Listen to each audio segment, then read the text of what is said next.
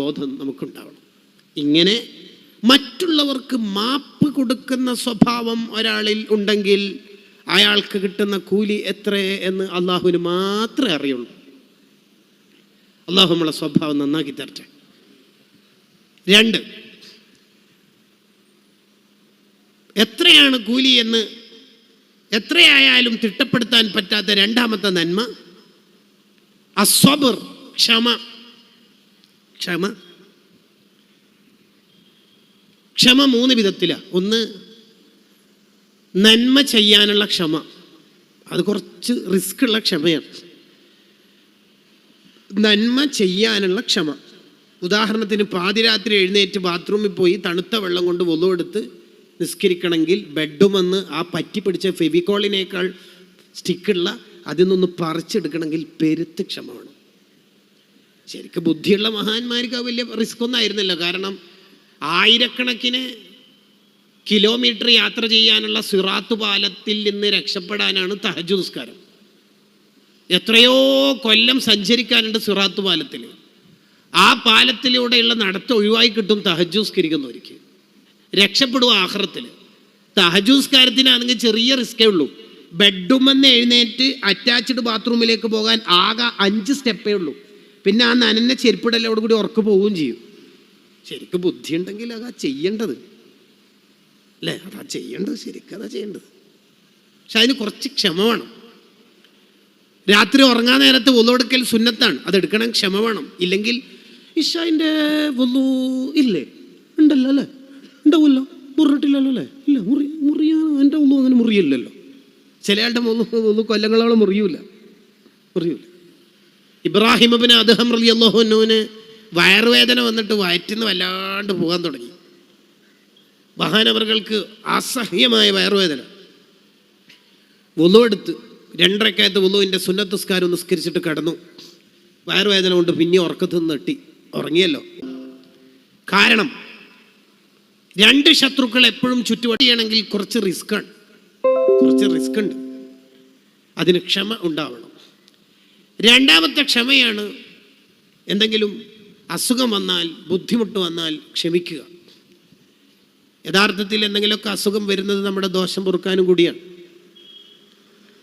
ഒരു ദിവസം പനി ബാധിച്ചാൽ 1 കൊല്ലത്തെ ദോഷം പുറത്ത് കിട്ടും.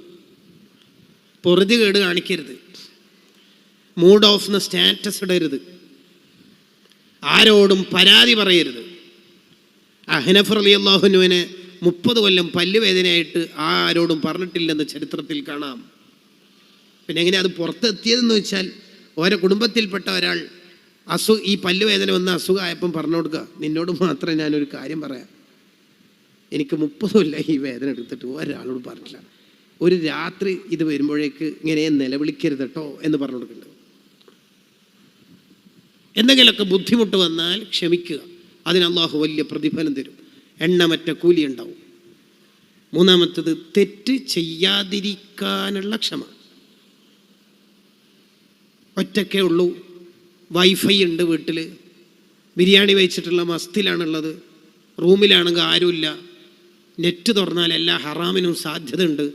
അത് ചെയ്യാതിരിക്കണമെങ്കിൽ ക്ഷമ വേണം.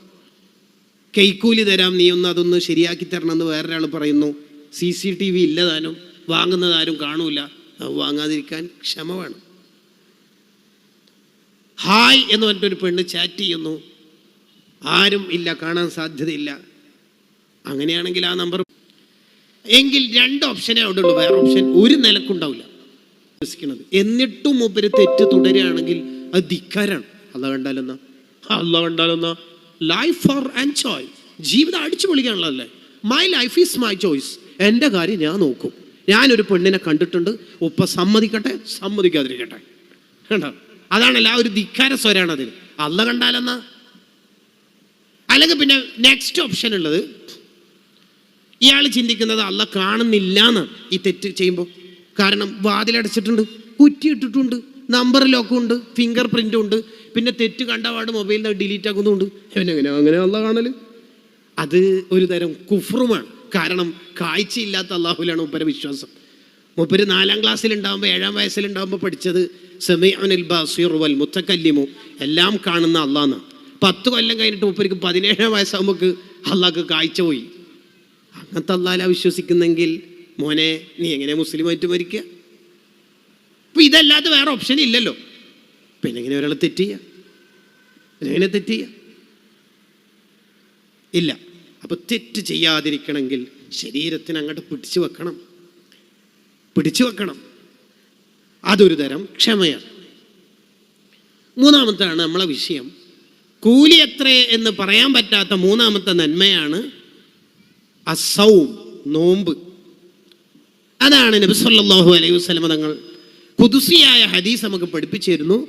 അസ്സൗമു ലീ, നോമ്പ് എനിക്കുള്ളതാണ്. എല്ലാം അള്ളാഹുവിന് ഉള്ളതാണെങ്കിലും അള്ളാഹു പ്രത്യേകം പറയാം, വഅനാ അജ്സി ബിഹി, എല്ലാത്തിൻ്റെയും കൂലി ഞാൻ തന്നെയാണ് കൊടുക്കുന്നത്, എങ്കിലും ഇതിൻ്റെ കൂലി ഞാൻ അങ്ങ് സ്പെഷ്യലായി കൊടുക്കുമെന്ന് പറഞ്ഞാൽ അതിൻ്റെ കൂലി അള്ളാഹുവിനെ അറിയുള്ളൂ. നമ്മുടെ നോമ്പ് അള്ളാഹു അങ്ങനെയുള്ള നോമ്പാക്കി തരട്ടെ.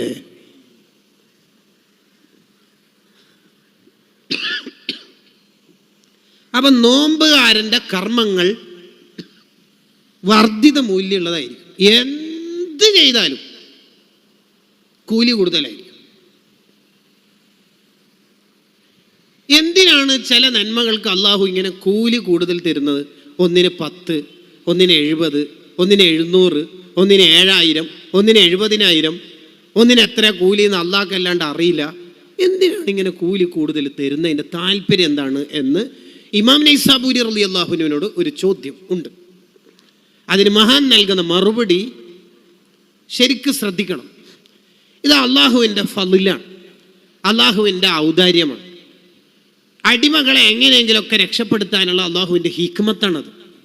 ഒന്നുകൂടി നമ്മുടെ ഭാഷയിലേക്ക് ട്രാൻസ്ലേറ്റ് ചെയ്ത് കുറച്ചുകൂടി ലളിതമായിട്ട് സംസാരിക്കുകയാണെങ്കിൽ, ആഖിറത്തിൽ നമ്മുടെ പരാതിക്കാർ ചുറ്റുവട്ടത്ത് ഇങ്ങനെ വരുമ്പോൾ അള്ളാഹു ചോദിക്കും, എന്താ കാര്യം? ഇയാൾ എന്നെ ഗീബത്ത് പറഞ്ഞിട്ടുണ്ട്. നീ എന്തിനാ വന്നത്? ഇയാൾ എന്നെ നമീമത്ത് പറഞ്ഞിട്ടുണ്ട്. ഈ എന്തിനാ? ഇയാൾ എനിക്ക് നാട്ടിൽ നിന്ന് 10 ദിർഹം തരാനുണ്ടായിരുന്നു. ഇങ്ങനെ പരാതിക്കാർ ചുറ്റുവട്ടത്തും വരുമ്പോൾ ഈ അടിമ നരകത്തിലെത്തും എന്ന് അള്ളാഹുവിനെ അറിയാം. അതിന് അള്ളാഹു നേരത്തെ തന്നെ സെറ്റ് ചെയ്ത ഒരു സിസ്റ്റാണ് നന്മകൾക്ക് കൂടുതൽ കൂലി കൊടുക്കുക എന്നുള്ളത്. അപ്പോൾ ഒരാൾ എന്താ പ്രശ്നം? നിന്നെ ഗീബത്ത് പറഞ്ഞിട്ടുണ്ട്, എന്നിട്ട് നിനക്കെന്താ വേണ്ടത്? അയാളുടെ സുബ്ഹാനല്ലാഹ്ന്റെ കൂലി വേണം. എൻ്റെ സുബ്ഹാനല്ലാഹ്ന്റെ കൂലി വേണം പോലും, ഇതാ കൊടുക്കുക. ഓക്കെ അല്ലേ? പോയി 1 കൊടുക്കുക, 10 ഇയാളുടെ കൂടുതൽ കൂലി, 9 അവിടെ തന്നെ അള്ളാഹു സേവ് ചെയ്യും. നിനക്ക് എന്താ വേണ്ടേ? അയാളുടെ സ്വതക്കൻ്റെ കൂലി 700 കൂലിയാന്ന് മൂപ്പർക്ക് അറിയില്ല, സ്വതക്കൻ്റെ കൂലിനെ അറിയും. ഓക്കെ, 1 കൊടുക്കും സ്വതക്കൻ്റെ കൂലി, അസ്ലൻ കൂലി കൊടുക്കും, 699 അവിടെ സേവ് ചെയ്യും. നിനക്ക് എന്താ വേണ്ടോ? ഇയാൾ ലാ ഇലാഹ ഇല്ലല്ലാഹ് കൂലി, ഇതാ 20 കൂലിയാണ് ലാ ഇലാഹ ഇല്ലല്ലാഹ്ക്ക്, 19 അവിടെ സേവ് ചെയ്യും. നിനക്ക് ഇയാളുടെ അൽഹംദുലില്ലാഹിന്റെ കൂലി, എന്താ പ്രശ്നം? നമീമത്ത്, എന്തെല്ലാടെ നീ കൂട്ടി നോക്കിടും, ബാക്കി 29 അവിടെ ഉണ്ടാവും. ഇങ്ങനെ നമ്മളെ രക്ഷപ്പെടുത്താൻ അള്ളാഹു ഈ സെറ്റിങ്സ് വെച്ചത്. എന്നിട്ട് റമളാനിൽ ഉറങ്ങുകയാണെങ്കിൽ പിന്നെ എന്താ ചെയ്യുക? നമ്മളെ എങ്ങനെയെങ്കിലും ഒന്ന് കഴിച്ചിലാക്കി തരാൻ വേണ്ടിയിട്ടാ. 1-ന് 10, 1-ന് 70, 1-ന് 700, 1-ന് 7000, 1-ന് 70,000. എന്നിട്ടും റമളാനിൽ നമ്മൾ ഉറങ്ങി തീർക്കാനല്ലോ വേണ്ട മനുഷ്യന്മാരെ. റമളാനിൽ പള്ളിയിൽ വലതുകാലം എടുത്തു വെച്ച ഒരു ഫർളിൻ്റെ കൂലിയും, ഒരാൾ അസ്സലാമു അലൈക്കും പറഞ്ഞ വഅലൈക്കും അസ്സലാം എന്ന് തിരിച്ചു പറഞ്ഞ 70 ഫർളിൻ്റെ കൂലിയും. ഹബീബുമാരെ, സുഹൃത്തുക്കളെ, നിങ്ങൾ ഇതൊന്ന് കേൾക്ക്.